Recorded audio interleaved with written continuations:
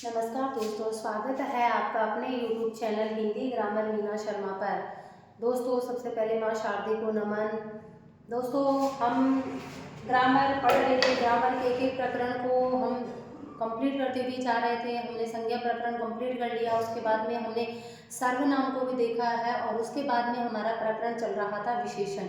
विशेषण में भी हमने लगभग सारी चीज़ें पूरी कर ली है। जैसे विशेषण किसे कहते हैं, विशेष्य क्या होता है, विशेषांक क्या होता है, प्रविशेषण क्या होता है, क्रिया विशेषण क्या होता है, ये शब्दावली भी हमने देख ली थी। और ये भी देख लिया था कि किस तरह से प्रश्न आते हैं और हम उनका उत्तर निकाल सकते हैं परीक्षा के दृष्टिकोण से। उसके बाद में हमने देखा था कि वाक्य में स्थान के आधार पर विशेषण के कितने भेद होते हैं, यानी कि कौन सी जगह पर एक वाक्य होगा उसमें कौन सी जगह पर हम विशेषण लिखेंगे, ये चीज़ भी हमने देख ली थी। और उसके बाद में हमने विशेषण के जो हमारे भेद हैं, जिसमें मुख्य रूप से प्रश्न पूछे जाते हैं, जो हमारे 4 मुख्य रूप से भेद हैं, हालांकि 5 भी बजाए जाते हैं, उनको भी हमने देख लिया था। उसके बाद में विशेषण के दृष्टिकोण से एक और हमारा पॉइंट बच रहा है, वो है विशेषण की अवस्था। तो दोस्तों, विशेषण की अवस्था में से भी वर्तमान में प्रश्न पूछे जाने लग गए हैं।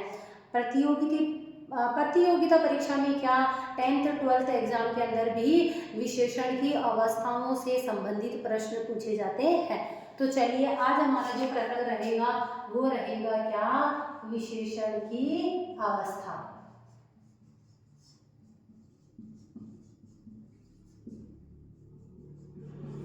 दोस्तों, अगर हम विशेषण की अवस्थाओं की बात करते हैं, विशेषण की अवस्थाओं की बात करते हैं, तो मुख्य रूप से विशेषण की जो अवस्था होती है वो अवस्था होती है, 3 अवस्था होती है। दोस्तों, हम बात करते हैं कि विशेषण की जो मुख्य रूप से अवस्था होती है वो अवस्था होती है कितनी, 3। दोस्तों, हम बात करते हैं कि अवस्था जैसे शब्दावली की, यानी विशेषण के अंदर अवस्था की जरूरत क्यों पड़ी। इसका कारण क्या है कि जो दोस्तों, जब हमारे सामने 2 या 2 से अधिक विशेषण होते हैं और जब हमें 2 या 2 से अधिक विशेषणों में जब हमें तुलना करनी होती है, उस तुलना के कारण हमें, यानी हमारे व्याकरणविदों ने विशेषण की अवस्था जैसा प्रकरण हमारे सामने प्रस्तुत किया है। तो हम कह सकते हैं क्या कि 2 या 2 से अधिक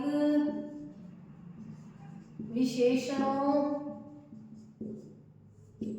की तुलना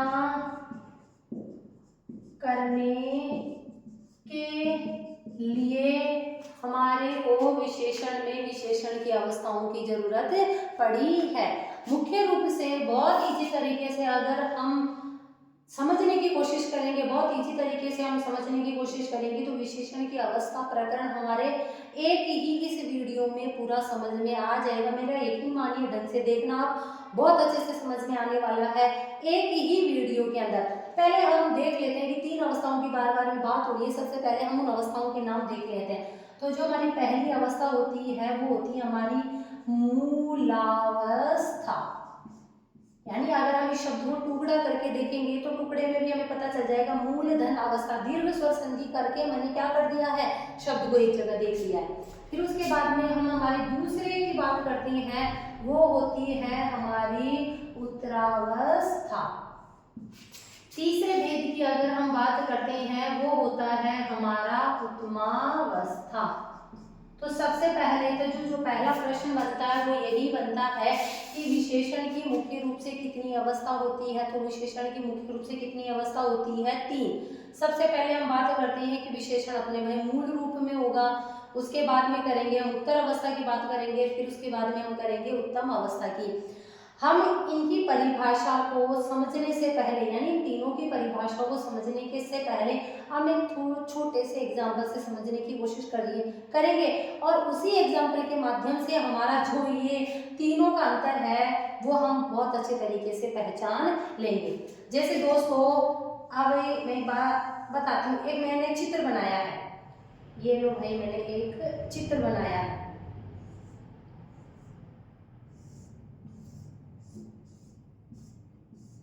यह एक हमारा चित्र है, ठीक है। उसके बाद में हमने एक और चित्र बनाया है,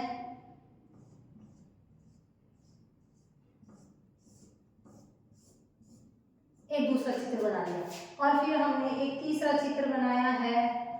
अब ये 3 चित्र हमारे सामने क्या हो गए, उपस्थित हो गए। अब इन तीनों के अंदर हमें ऐसा लग रहा होगा कि तीनों के अंदर कुछ ना कुछ तो अंतर है ही, और जो वो अंतर है, जो वो विशेषता का अंतर है, वो ही तो हमारी विशेषण की अवस्थाओं के अंतर के रूप में आता है। यानी एक तो हमारी मूल अवस्था की बात करते हैं, एक हमारी उत्तर अवस्था की बात करते हैं, एक हमारी करते हैं उत्तम अवस्था की बात करते हैं। जैसे हम बात करते हैं क्या कि हमारे सामने एक बालक का नाम है अनंत, हम कहते हैं अनंत मोटा है। अब हमें सीधा सीधा दिख रहा है कि एक अनंत नाम का एक व्यक्ति, अनंत अंबानी की हम बात कर लेते हैं। जैसे अनंत क्या है, मोटा है, बहुत हट्टा कट्टा है, ठीक है। तो अनंत, अब अनंत नाम है यानी हमारा क्या है, ये संज्ञा है, और इसकी विशेषता क्या है, मोटा, और ये हमारा क्या कहला दिया, विशेषण कहला दिया। यानी यह सीधी सीधी बात है कि एक अनंत नाम का लड़का है जो मोटा है। जैसे मैं कह सकती हूँ अनंत होशियार है। अब इस अनंत की क्या विशेषता है कि वह होशियार है। अब मैं कहती हूँ यह अनंत है और इस दूसरे का नाम क्या है, आकाश है। इस दूसरे चित्र का नाम क्या है, आकाश है। तो मैंने दूसरी बात में बात क्या कही कि अनंत आकाश से मोटा है। अब यह तो हमें चित्र देखने से ही पता चल रहा होगा कि ये थोड़ा सा मोटा है, ये थोड़ा सा पतला है, यानी यह है अनंत है, इस आकाश से मोटा है। तो ये तो सीधी सीधी बात है। लेकिन यहाँ पर तो सीधी सीधी बात नहीं है ना, यहाँ पर तो दो जनों के बीच की बात बताई जा रही है, यानी एक को किसी दूसरे से तुलना करके बताया जा रहा है। अब हम तीसरी बात कर रहे हैं, एक ये तीसरा भी है। इस तीसरे की बात करते हैं तो वैसे भी तो कह सकते हैं कि अनंत सबसे मोटा है। हमने तीसरी बात यह करी। तो दोस्तों आपको बहुत अच्छे समझ में आ गया होगा कि मूल अवस्था में तो क्या होता है कि विशेषण की मूल अवस्था के बारे में बताया जाता है कि अनंत मोटा है। लेकिन जब दो के बीच में, जब दो के बीच में तुलना करी जाती है, जब दो के बीच में तुलना की जाती है, तब हमारा क्या हो जाता है, उत्तर अवस्था। तर उत्तर अवस्था, दो में तुलना, दो के बीच में तुलना की जाती है, जब हमारी कौन सी अवस्था आ जाती है, उत्तर अवस्था। और हम तम की तो बात करते ही हैं, श्रेष्ठतम, लघुतम, कठिनतम, सफलतम। तो तम की तो हम बात करते हैं, तम का मतलब क्या हो गया कि सबसे ऊपर। तो यहाँ पर किसकी बात हो रही है, जब हम सबसे तुलना करके किसी एक को सबसे ऊपर बताएं, सबसे ऊपर की अवस्था जिसकी बताएं उसको कहते हैं उत्तम अवस्था। तो दोस्तों सीधी सीधी बात आपको समझ में आ गई होगी कि विशेषण की मुख्य रूप से 3 अवस्थाएं होती है। पहली अवस्था हो गई हमारी क्या, मूल अवस्था, जिसके अंदर विशेषण अपनी क्या होता है, मूल अवस्था के अंदर होता है। दूसरी जो हमारी अवस्था थी उसको कहते हैं हम क्या, उत्तर अवस्था। उत्तर अवस्था में क्या होता है, दो के बीच में तुलना की जाती है। और एक हमारी जो तीसरी अवस्था होती है वो अवस्था होती है हमारी क्या, उत्तम अवस्था। और उस उत्तम अवस्था में सब में तुलना करके किसी एक को सबसे ऊपर बताया जाता है। सबसे ऊपर वाली अवस्था जिसको बताई जाती है वो होता है हमारा क्या, उत्तम अवस्था। तो फटाफट से इसका स्क्रीनशॉट ले लीजिए ताकि हम एक एक को करके परिभाषा करके और भी अच्छे से समझने की कोशिश करेंगे। तो फटाफट से स्क्रीनशॉट लीजिए।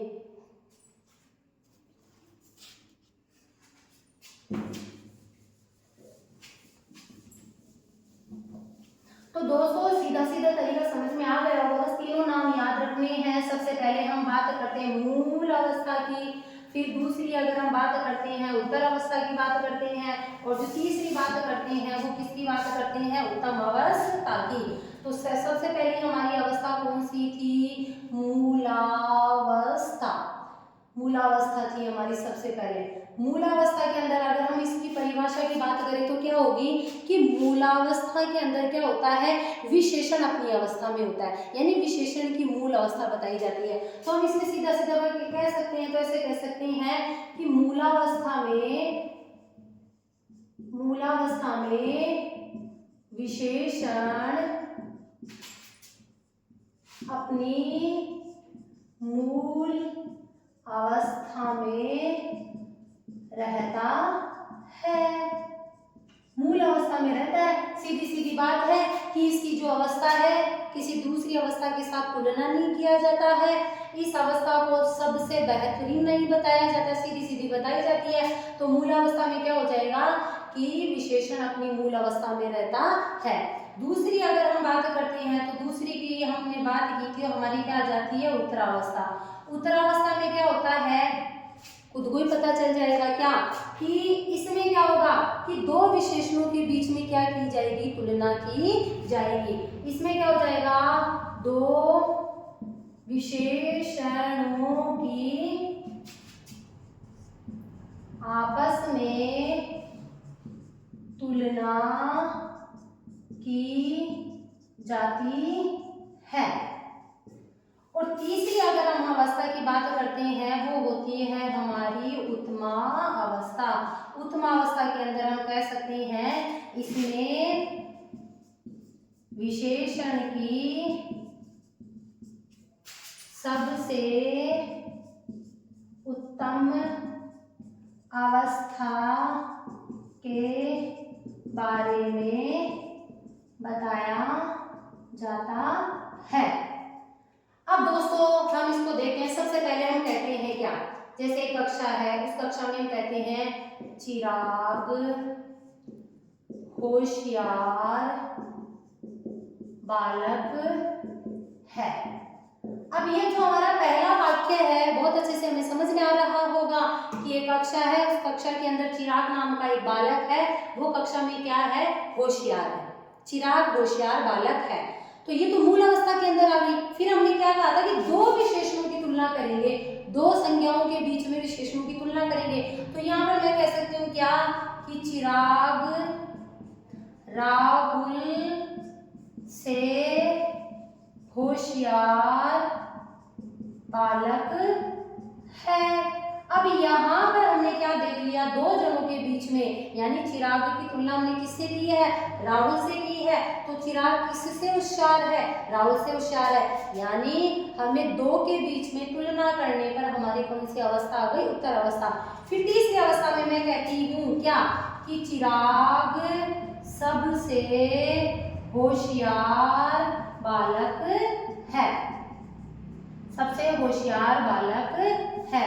तो दोस्तों बहुत अच्छे तरीके से आपको समझ में आ रहा होगा कि मूल अवस्था के अंदर सिर्फ मूल बात बताई जाती है, किसी से तुलना नहीं की जाती है, यानी संज्ञाओं की तुलना किसी से नहीं की जाती है। और उत्तरावस्था की अगर हम बात करते हैं तो उत्तरावस्था के अंदर दो में तुलना की जाती है, दो में तुलना कर ली, उत्तरावस्था हो गया। और उत्तम अवस्था की अगर हम बात करते हैं तो उत्तम अवस्था के अंदर सब में तुलना करके किसी एक को सबसे महत्वपूर्ण बताया जाता है, एक को सबसे ऊंचे स्थान पर बताया जाता है, उसको कहते हैं हम क्या, उत्तम अवस्था। तो फटाफट से एक बार इसका भी स्क्रीनशॉट ले लीजिए।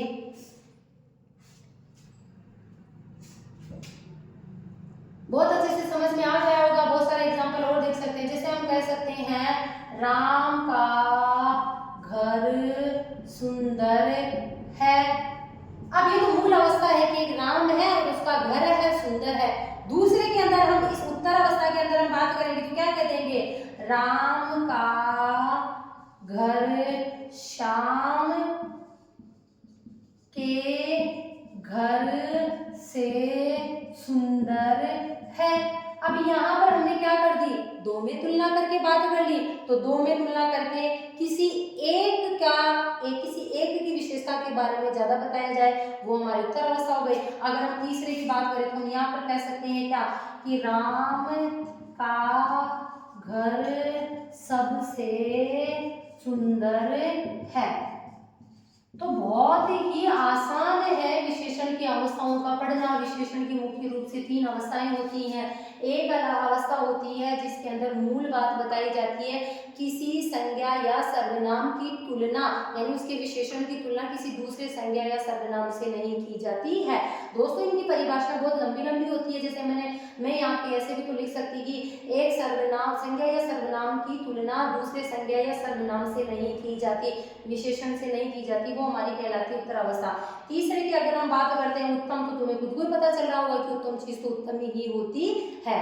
तो आपको इन्हीं एग्जाम्पलों के माध्यम से बहुत अच्छे से समझ में आ गया होगा। फटाफट से एक बार स्क्रीनशॉट ले लीजिए।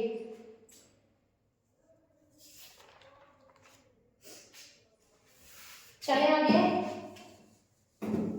इसके अलावा एक बार हम, ये तो हो गए हमारे क्या वाक्य के अंदर विशेषण की अवस्था को पहचानने का तरीका, कि कोई सेंटेंस आ जाए, उस सेंटेंस के अंदर हम वाक्य को कैसे पहचाने कि यह वाक्य हमारा मूल अवस्था में है, उत्तर अवस्था में है या फिर उत्तम अवस्था में है। तो एक और बहुत अच्छा तरीका देख लेते हैं हम। सबसे पहले हम डाल लेते हैं क्या, हमारी मूलावस्था। दूसरी डाल लेते हैं हम क्या, हमारी उत्तरावस्था। और तीसरी हम डाल लेते हैं, वो हमारी कौन सी थी, उत्तमावस्था। तीसरी हमारी कौन सी थी, उत्तमावस्था। दूसरी थी हमारी उत्तरावस्था और पहली थी हमारी क्या, मूलावस्था। जैसे हम कहते हैं, सबसे पहले हमारे सामने एक शब्द है लघु। लघु का मतलब छोटा। फिर हम कहते हैं, यहाँ पर हमने कह दिया क्या, लघुत्तर, छोटे से थोड़ा सा बड़ा। फिर हमने कह दिया क्या, लघुत्तम। तो आपको वैसे भी पता चल जाएगा।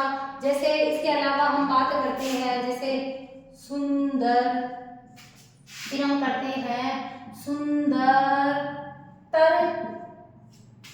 सुंदरतर। फिर उसके बाद भी बात कर लेते हैं हम क्या, सुंदरतम। इसी प्रकार लघु से हम गुरु को भी ले सकते हैं। जैसे गुरु, गुरु में छोटा, ध्यान रखना ऊ छोटा है। गुरु की बात करते हैं तो हम कर लेते हैं क्या, गुरुतर। फिर हम बात कर लेते हैं किसकी, गुरुत्तम। इसी प्रकार हम बात कर लेते हैं, जैसे हमारा शब्द है श्रेष्ठ, तो श्रेष्ठ से हम क्या कह देंगे, श्रेष्ठतर। और उसके बाद में हम कह देंगे क्या, श्रेष्ठतम। तो दोस्तों एक बार आप खुद से थोड़ा सा दिमाग लगाने की कोशिश कीजिए कि हम खुद ब खुद भी नाम के माध्यम से भी हम विशेषण की अवस्था को अलग कर सकते हैं। शब्द को देखकर भी हम बता सकते हैं कि भाई ये वाला शब्द कौन सी अवस्था में है। तो एक बार खुद से भी सोचने की कोशिश कीजिए आप। जैसे हम और लें, और जैसे मधुर ले लेते हैं हम, मधुर। फिर हम कह देंगे क्या, मधुरतर।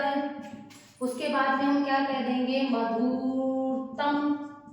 मधुर ले लिया तो फिर कठोर भी ले लो, कठोर कर लेते हैं, कठोर, कठोरतर और कठोरतम, कठोरतम हो जाएगा, मधुरतम, कठोरतम। ठीक है दोस्तों, तो आपको बहुत अच्छे से समझ में आ गया होगा क्या, कि भाई जहां पर हमारे पास में तर आएगा तो वो तो हो जाएगी हमारी क्या, उत्तरतर, उत्तरतर, उत्तरतर। अपने आप ही पता चल रहा है तर तर तर तर उत्तर अवस्था। और जहां पर तम आ जाएगा वहां पर हमारी कौन सी अवस्था हो जाएगी, तम अवस्था हो जाएगी। तो दोस्तों आज हमने विशेषण की अवस्था को बहुत ही आसान तरीके से एक व्यवहारिक जीवन से समझने की कोशिश की है, और हमने समझा भी है कि विशेषण की मुख्य रूप से 3 अवस्था होती है। एक अवस्था जो होती है वो होती है हमारी मूल अवस्था, जिसमें किसी संज्ञा या सर्वनाम की तुलना किसी दूसरी संज्ञा या सर्वनाम की विशेषता के साथ नहीं की जाती है। उत्तर अवस्था के अंदर 2 में तुलना की जाती है। मैंने बार बार बता रही हूँ, इसमें क्या होगा, 2 में तुलना की जाती है। हमारी जो उत्तर अवस्था है इसमें 2 में तुलना की जाती है, और इसमें सबसे उत्तम बताया जाता है। तो यहाँ पर तो जैसे हमने जब वाक्य देखे थे तो उसमें देखे थे, तो यहाँ पर तो हमें ऐसे शब्द देखने को मिलेंगे, से, की अपेक्षा, राम श्याम की अपेक्षा ज़्यादा सुंदर है। और यहाँ पर हमें जो वाचक शब्द देखने को मिलेगा वो देखने को मिलेगा क्या, सबसे। तो हम ऐसे शब्द यानी ऐसे वाचक शब्दों के माध्यम से भी हम क्या कर सकते हैं, पहचान कर सकते हैं। इसके अलावा हमें समझ में भी आ गया, जब हम वाक्य पढ़ेंगे तो अपने आप पता चल जाएगा कि यह उत्तम अवस्था है और यह उत्तर अवस्था है।